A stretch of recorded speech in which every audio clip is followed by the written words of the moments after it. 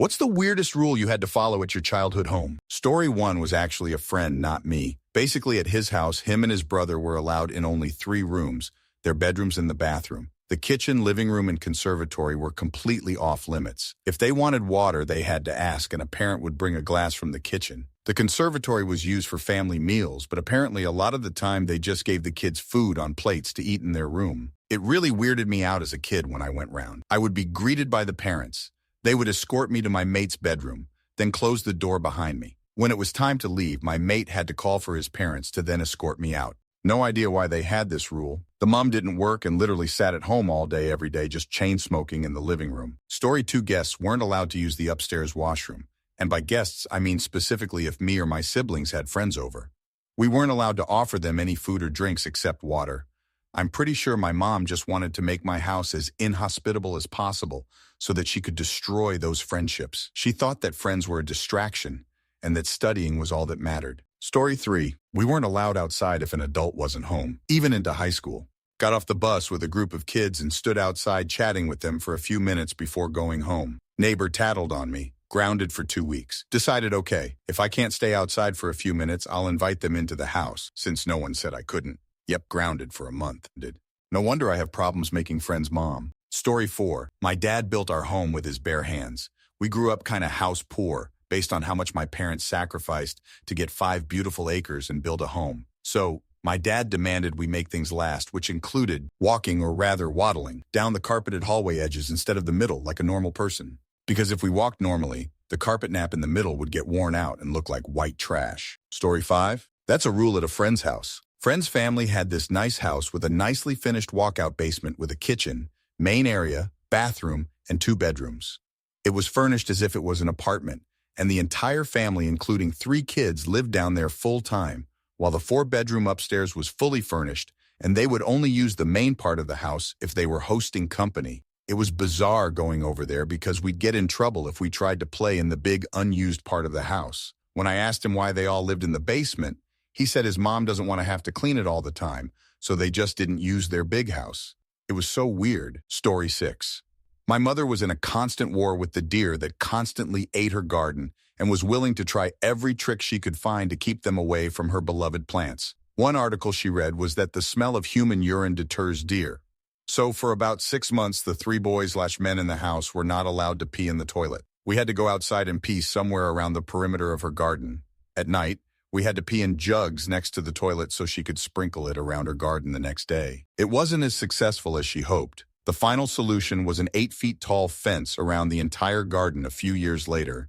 Story 7, no chores. I'm dead serious. My mom was so overprotective she wouldn't let me do any kind of chores. She never let me near appliances or showed me how to do the most basic of housework. The only thing she told me to do was clean my room, but never showed me how to clean it. So my room was always messy. Now I'm 25 and had to beg my dad to show me how to use the dishwasher, clothes washer, dryer, and oven. I can wash things and make frozen things in the oven. That's all I can do. I'm still scared of the stove. And now I can't get my mom to show me anything because she's been dead for 11 years. Story 8.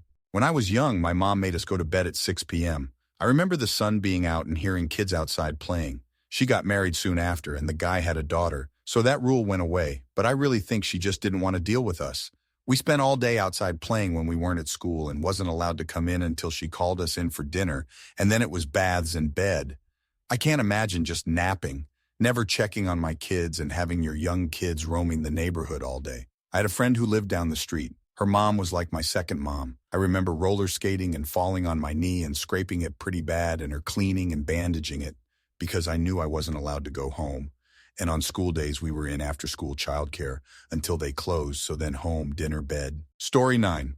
Before we could play ping pong, which was in the detached garage, we had to clean any oil or grease spots on the floor with kerosene and a rag. Also, and this continued into my middle 20s, we had a code for calling the landline because my stepfather refused to get caller ID way after the time it was included free on most phone services. Ring 3 times and hang up. Ring twice and hang up. Then our mom or stepdad would pick up 3rd time we called. Story 10. It was an unspoken rule and it happened at a common friend of my friend's. No eating. A few friends spent the night at a former friend's house when we were teenagers. She offered us a small bowl of macaroni and cheese at about 4 p.m. We thought it was an after-school snack, but that was it. Food wasn't mentioned again. My friends and I woke up in the middle of night starving, so we went to the kitchen and the cabinets and refrigerator were locked. Story 11. Kids not allowed to bring any books with anthropomorphic characters into the house. We could play with Legos for hours, but were banned from bringing a Richard Scarry Big Adventure book or any material with talking animals or animals wearing clothes. The mom didn't want her children growing up thinking that cats and dogs wore sweaters. I hated that house. Story 12. My dad had severe OCD. He converted our garage to a studio apartment that we were never allowed to enter. He had his own dishes, and if we were ever caught using them, they became family dishes. Even washing them wasn't enough, they were ruined. He boiled it hell out of everything he put on the BBQ, chicken, ribs, hamburgers, etc., all boiled first. Lots of cleaning quirks, but I'll leave it there for now. I could go on for days. I thought a lot of these things were just normal stuff until I stayed the night at my first friend's house. He went to the cupboard to get me a cup for a drink. I was like, "You can just use any cup you want." His mom asked me why I asked. So I told her what my house was like. I remember the look she gave me, and from then on, she always invited me over for sleepovers. We weren't abused at all, but she thought our home life was insane. Story 13. This wasn't my house, but a friend across the street. Evidently, his father didn't want us ringing the doorbell or using the front door. So if we wanted to visit, we were supposed to go around to the side of the house and knock on the door by the kitchen, which nobody ever heard. It was strange. Generally, if you wanted to play, it was best to call him first so he could meet you outside. They did have a separate phone line for the kids, which was kind of an unusual thing to have in the 1970s. To story 14. When my brother and I had a fight, we would be locked in a dog cage in the backyard. If we fought in the car, we would get bagged and were forced to wear pillowcases on our heads until we reached our destination. It could be 45 minutes up to 4 hours. We laughed about it telling friends, and it only dawned on us how fucked up it was when we realized our friends were not laughing. Story 15. My sister and I were not allowed to move when we were in bed. We had to sleep on our stomachs with our arms by our sides. We couldn't roll, sleep on our side, or otherwise mess the bed. As kids, we not allowed to sit on the furniture either. I'm fairly certain my mom had OCD, premenstrual dysphoric disorder, and depression. This was in the 60s. She had 5 kids, an alcoholic husband who did what he wanted, when he wanted, and no extra money for anything other than alcohol. My sister and I were twins, so we were double the work and the usual targets of my mom's ire, which made our dad mad. And so it went. It was both a strange and wonderful childhood. We enjoyed the freedom of the 60s, outside from sunup to sundown if we could be, and were never missed. Then there were the other issues. We had our ups and downs, a lot of them, but through it all we managed to survive and we all still talk to each other. Oh, lol. My mom is very special to me, and I hold no animosity or anger over all the things that happened. How she managed to survive through it all is still a wonder to me. I always said that when I became a parent one day I would never do the things she did, and I didn't, but I understand why she did. It was to make it through one day at a time. Story 16. Not me, but my dad, who grew up on a farm in Kansas with his 6 other siblings. His grandmother believed in the idea of children should be seen and not heard. If Dad and his siblings were in the house while she was there, they had to quietly sit on the couch in the living room, so they usually would find a field or something and peace out to play out there. Story 17. I had inconsistent rules about what I couldn't watch on TV or how I could sit based on who was watching me. Dad's grandparents, I couldn't watch Rugrats and Hey Arnold, even though I watched it at home all the time. For way too long, they forced me to watch good, albeit little kid shows like Madeline and Bear in the Big Blue House when I was 8 or 9. When I was truly little, I could make pillow forts with couch cushions at my other grandparents, but one related great aunt, I wasn't allowed to make a fort. Other grandparents, I couldn't watch Pokemon because it was of the devil due to evolution, but I could watch all that. Story 18. This one isn't too bad. We weren't allowed to watch R-rated movies. This was before Netflix and streaming platforms, so it was pretty easy to enforce, and my sister and I weren't ever actively trying to break this rule as we didn't really mind it. It's only funny now when my husband asks me about iconic movies from around the 90s, 2000s, and he is always shocked I haven't seen them. My response is always something along the lines of, well, it's rated R, so I have to ask my parents. It's become an inside joke. Story 19. To the best of my knowledge, this is still the rule there today. It does not matter if it's 90F, 100F, or even hotter and extremely humid out. The moment the clock hits 4 or 5 p.m. during the hottest part of a summer day, the AC must be turned off. All windows immediately opened, and it is time to cook dinner. Not any old dinner, mind you. No, we have to add insult to injury. We will pick the hottest July day to make the kind of dinner that requires 2 huge pans of sizzling food that takes a long time to cook and 2 huge pots of boiling stew dumping heat and humidity into the house for at least an hour, usually much longer. The house will easily hit 95 F. The reason is heat-intensive dinners that take a long time to cook cannot be made during cooler months at night or while the AC is on because it will ruin the food. Story 20. I wasn't allowed to give out my phone number or tell other kids where I lived, and I wasn't allowed to have friends from school over. I was only allowed to hang out with the kids in my neighborhood.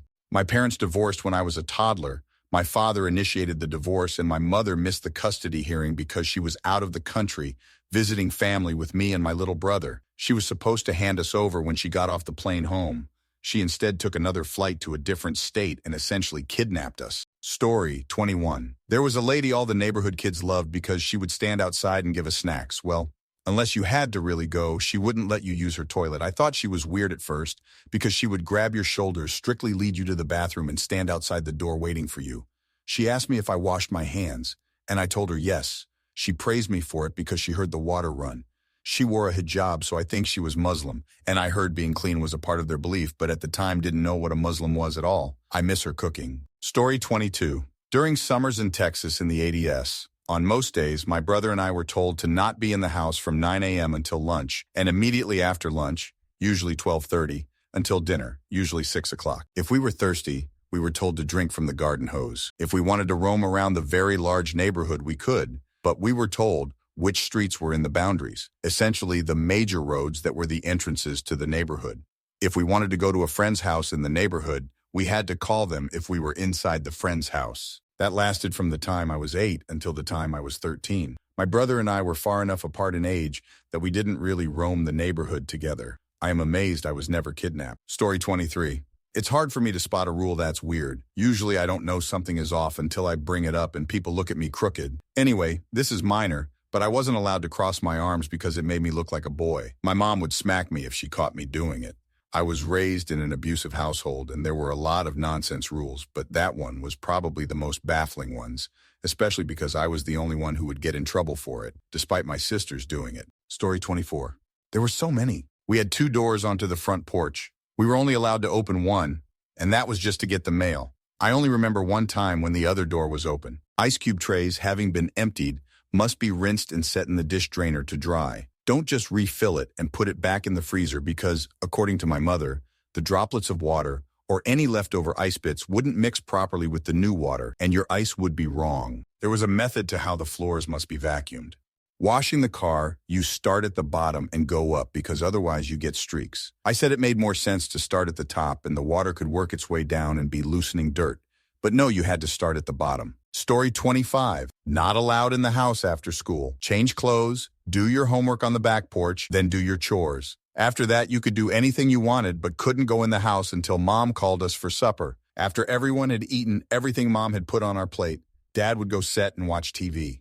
He picked the show and no one could speak. We were sent go bed at random times. We were afraid of Dad. His punishment was illegal to say the least. We were never touched for a hug or bedtime thing. Story 26. My grandparents had the downstairs and my parents had the upstairs in a 2-story, 2-family house. My sisters and I would stop in to visit and play cards with Grandma after school, but we had to leave before Grandpa got home from work or whatever else he did during the day. Bottom line, because he was a nasty piss-taker drunk. Didn't understand about the drunk part until I got older and realized it wasn't actually normal to have a beer in hand from noon onward. Story 27. Wasn't allowed to talk during meals. Wasn't allowed to drink. Wasn't allowed a butter knife. When grounded, it was for 6 weeks. That was how long a semester lasted. Couldn't watch certain TV shows. No makeup or dating till 16. No shaving legs until we had to dress for gym. Lots of rules about the telephone and how to honor our elders. My dad was military and my mom went along with whatever rules he set for us. I hated it when I was growing up. Now I understand a lot of the reasoning behind it. Story 28. We weren't allowed a whistle because my grandma and mom believe it would conjure snakes, because they saw it in a movie from their home country when they were young. Also, no shadow puppets either because they would come alive, once again because of a movie they saw. Story 29. My dad was super weird about ice cubes. If you took one out of the tray instead of the big bin, he'd be mad about the missing cube. You had to empty the tray into the bin and then refill it. When I moved away for college, first day home, I decided to see if he still checked, and I took a cube out of the top tray way in the back. He asked me about it less than an hour later. They have a countertop ice machine now, so no more ice anxiety for my dad.